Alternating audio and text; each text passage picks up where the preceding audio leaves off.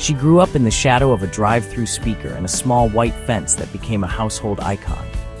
She inherited not just a business, but a belief that burgers should be simple, fresh, and treated like a craft. This is the story of Lynsi Snyder, heiress, president, and the private engine behind one of America's most beloved fast food cults, In-N-Out Burger. Lynsi Lavelle Snyder was born into a family whose name is stitched into West Coast culture. Her grandparents, Harry and Esther Snyder, opened the very first In-N-Out in Baldwin Park, California, in 1948. What began as a tiny drive-through stand with a two-way speaker and a commitment to fresh ingredients would, across generations, become a regional legend. Lynsi is the only grandchild of the founders, which, despite years of family turmoil, made her the eventual guardian of that legacy. She was born in the early 1980s and spent her formative years in the orbit of the family business. Not in corporate glass towers, but around grilling stations, service counters, and the rhythms of a restaurant that prized quality over scale. Even as a child, she witnessed the family's devotion to a consistent product and to employees the company calls associates. Those lessons of ingredient control, of careful expansion, and of treating staff with loyalty would shape how she ran the chain decades later. The family story is not a rags-to-riches fairy tale without cost. Harry Snyder died in 1976. His sons, Rich and Guy, carried the business forward, presiding over steady expansion. But violence and grief shadowed the Snyder name. Rich Snyder, the charismatic leader who once guided the company's growth, died in a 1993 plane crash. Guy Snyder, Lynsi's father, struggled with addiction and died in 1999 of an accidental drug overdose. Her grandmother Esther, a formidable presence who later served as company president, died in 2006. By the time Lynsi reached adulthood, she had already seen how fragile succession and stewardship can be, and how a single family's fortunes can hinge on unexpected losses. Contrary to the stereotype of heirs living apart from day-to-day work, Lynsi made a deliberate choice. She worked shifts at In-N-Out as a teenager. She didn't want special treatment or the appearance of nepotism. She worked the line, learned how the business functioned at the ground level, and earned respect from associates who could have resented an entitled scion. Over time, she moved into management and absorbed the company's operational playbook, strict quality control, careful supply chain decisions, and a devotion to the simple menu that has become a hallmark. That early immersion mattered later when she would be called on to make decisions about expansion, product standards, and company culture. It also gave her credibility. She had not merely inherited a title, she had learned the business's day-to-day realities. Lynsi's ascent into formal leadership was gradual but inexorable. She was named president of the company in the late 2000s, a role that positioned her to shape company policy and strategic growth. The final transfer of control came on her 35th birthday. As the family's trusts matured, Lynsi became the controlling owner of In-Out in its entirety. It was an inflection point. She was young, privately wealthy, and now the steward of an exacting fast food philosophy. Her stewardship differed from the headline-grabbing moves of public restaurant chains. Rather than embracing rapid franchising or a relentless national footprint, Lynsi preserved a conservative expansion model. Open thoughtfully, place distribution centers near clusters of restaurants to guarantee freshness, and keep tight control over franchise or corporate structures. The result, a privately held chain whose mystique comes in part from scarcity and consistency. To understand Lynsi's approach to In-N-Out, you need to understand the Snyder playbook.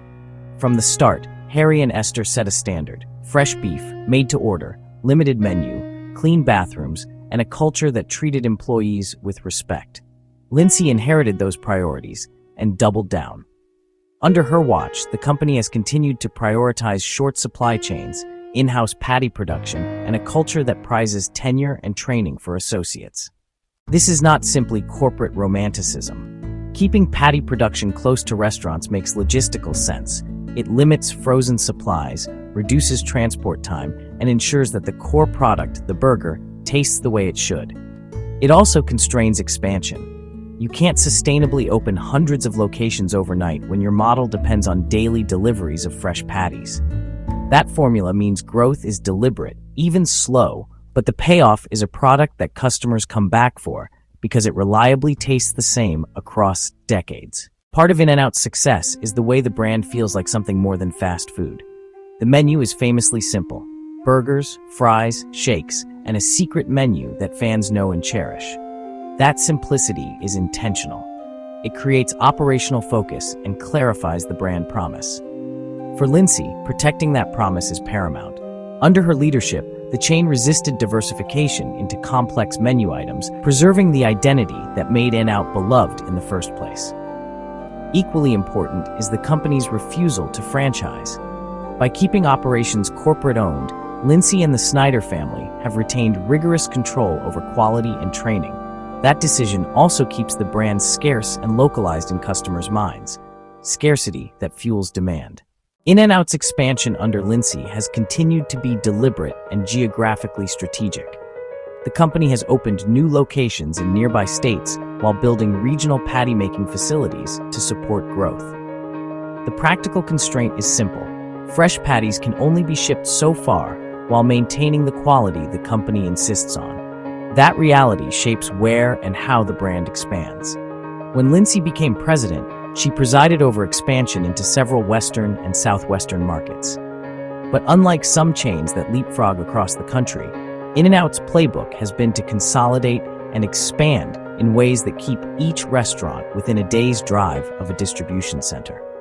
This engineering of expansion, marrying production geography with market demand, is a quiet, operational genius that protects the product at scale. Lynsi Snyder is famously private. She doesn't court the press, nor does she cultivate a celebrity profile. Yet her choices sometimes thrust her into the public eye. Her personal life, her faith, her political donations, and the company's packaging decisions have drawn attention.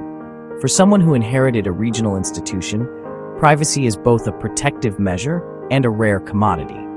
She has used interviews sparingly, choosing instead to let the brand speak for itself. Still, when she has spoken about faith, about family, about the difficulties of her early life, her comments have resonated because they reveal an owner who sees the business as an extension of family values. That perspective guides everything from how associates are treated to why the company hesitates to dilute its menu or compromise on food quality. Lynsi's life is not only corporate strategy and brand stewardship, it's also a story of personal struggle and recovery. She has been open in interviews and profiles about the difficulties she's faced: family trauma from the deaths of close relatives, her own battles with addiction, and the emotional toll of multiple marriages and divorces. In public reflections, she has framed those challenges as formative. They forced her to confront pain, to seek recovery, and to emerge with a renewed sense of purpose. Those personal stories inform how she leads. They are the reason she emphasizes faith and family in public statements, and they explain, in part, why she treats the company as something to be preserved for future generations, rather than a vehicle for quick wealth. Lynsi's personal faith is visible, both in private statements and in elements of the brand's public face. The company's culture, historically, has woven in a sense of stewardship and giving back. The Snyder family has been associated with philanthropic efforts, sometimes quietly, sometimes through community initiatives and employee support programs. Lynsi's commitment to religious faith and conservative values has also informed how she communicates with the public and how the company positions itself in a market that increasingly scrutinizes corporate political activity. This intersection of faith, family, and business is not without controversy. Some observers question whether personal beliefs should shape brand decisions. Lynsi has navigated those debates by balancing her personal convictions with a clear focus on quality and service, the things customers most tangibly experience. No heir to a famous brand is immune to scrutiny. In recent years, questions have surfaced about political donations linked to company principles and how corporate identity intersects with political activity. There has also been public interest in how privately held companies handle transparency, labor practices, and succession. Lynsi has faced questions about the company's future, its pace of expansion, and its rarefied reputation. To critics who urge faster growth or public listing, she has responded not with press releases, but with actions. measured expansion, preserved standards, and continued investment in operational infrastructure. As the company edges into new states and builds distribution centers to support that growth, Lynsi's leadership has adapted. Expansion requires a new kind of logistical thinking: site selection, supply chain engineering, and talent development at a regional scale. Under her watch, In-N-Out has opened new facilities and offices while keeping the brand's core intact. The challenge and the art is scaling a hands-on, quality-driven operation without letting the product become industrialized. The decision to remain private has been strategic. It allows the company to act on a longer time horizon, focusing on quality and family legacy rather than short-term shareholder returns. That latitude is rare among major restaurant brands and is one of the distinctions that set Lynsi's leadership apart. One persistent question for any family business is succession. Who will inherit the ethos, the patience, and the taste standards? Lynsi herself is the steward of a multi-generation promise that In-N-Out remains more than a fast food chain, that it's a family business with a philosophy about food and staff. Part of her stewardship has been preparing the company to outlast her own tenure through disciplined operations, an emphasis on training and conservative expansion so that the brand remains intact for future generations. The careful corporate structure, the family trust arrangements, and the operational habits are all part of the hedge against mismanagement. In effect, Lynsi has tried to make the company resilient to the kind of turbulence that beset earlier generations. That cautiousness is a deliberate one. It prioritizes continuity over spectacle. Why do people queue for In-N-Out? Because, as customers and critics alike observe, the product is consistent, the experience is straightforward, and the brand feels honest. Under Lynsi's ownership, the chain has resisted fads, no gimmicky menu items, no aggressive franchising, and no abandonment of the core values that made the business famous. For many fans, In-N-Out is the kind of brand that feels familiar, comforting, and dependable, especially in an era where corporate menu churn is the norm. Beyond burgers and logistics, Lynsi's leadership matters most in how the company treats its people. In-N-Out has a reputation for long tenure among associates, for vocational training programs, and for a corporate culture that emphasizes employee loyalty. Those aren't just goodwill gestures, they're central to the brand's consistent product delivery. A chain that prizes training and retains employees will better preserve food quality and customer service across hundreds of locations. Lynsi Snyder's In-N-Out faces both opportunity and constraint.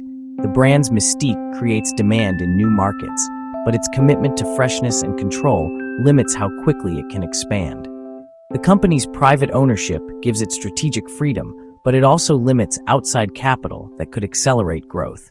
The technological and labor shifts across the restaurant industry, from automation to delivery platforms, present tactical choices. How to adopt new tools without compromising the human and culinary elements that define the brand. Lynsi Snyder's story is less about sensational wealth and more about custodianship. She inherited a family name, a recipe for a simple burger, and a set of values that drove decisions for decades. Rather than convert that inheritance into a fast-growth empire or a public spectacle, she has chosen to protect and refine what the Snyders built. Her tenure has been shaped by loss, recovery, and a consistent belief that some things, like a perfectly made cheeseburger, are worth protecting against the pressure to scale prematurely. The In-N-Out she now oversees is both a business and a cultural artifact, a chain where the smell of grilled onions and the hum of the speaker box connect customers to a heritage. Lynsi Snyder's stewardship reminds us that sometimes leadership means saying no to the easy path and yes to the slower, harder work of preserving something great.